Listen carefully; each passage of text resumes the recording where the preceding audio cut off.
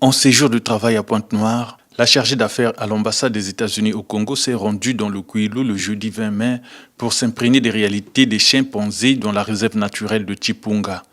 Autour de ce fleuve qui se jette dans l'océan Atlantique, existent plusieurs îlots faisant partie de cette réserve. Impressionnée par ces primates, la chargée d'affaires reconnaît que le Congo est une terre d'opportunités. L'amélioration du climat des affaires est un élément clé de la création des emplois. Le gouvernement congolais le reconnaît également. Les Américains consultent très souvent ce classement avant d'investir dans un pays ou dans un autre. Selon cette liste, le Congo est l'un des pires pays dans le monde pour faire des affaires. Mes collègues de l'ambassade qui ont passé plus de temps ici me disent que tous les membres du gouvernement pensent aussi que l'amélioration du climat des affaires est une priorité. La diversification de l'économie prônée par les Congolais intègre plusieurs secteurs d'activité dont le tourisme. Les présences américaines sont remarquables dans divers secteurs d'activité au Congo.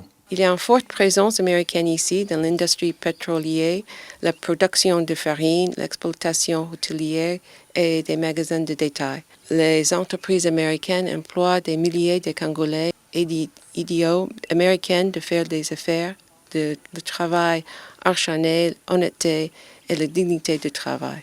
Ce centre de récupération de Chipunga a été créé depuis 1992. La réserve elle-même a été créée en 1997. Ces animaux qui arrivent en état critique dans cette réserve sont bien suivis. La réserve naturelle de Chimpunga, c'est une réserve de 55 000 hectares. Et dans la réserve, il y en a des chimpanzés sauvages. Les chimpanzés sauvages sont estimés à approximativement 200 chimpanzés sauvages qui sont dans la nature. Mais ici, derrière moi, il y en a 3 îles de chimpanzés qui viennent du trafic illégal de chimpanzés. Ils sont venus comme orphelins et maintenant sont des adultes. Ici, il y en a 90 chimpanzés. Nous avons des infirmières qui sont formées pour prendre en charge des chimpanzés, faire des analyses et faire tous les traitements nécessaires pour les faire vivre. Et après l'intégrer avec les autres chimpanzés. Ces animaux sont protégés par la loi. L'Institut Jeanne Godal, qui défend leur cause aux côtés des agents des eaux et forêts, relève quelques difficultés financières pour mener à bien son projet. Dans tous les projets, il y a des difficultés. Toujours, il y a des difficultés de fonds. Ça, la financiation, c'est toujours difficile. Il faut toujours chercher les donations extérieures.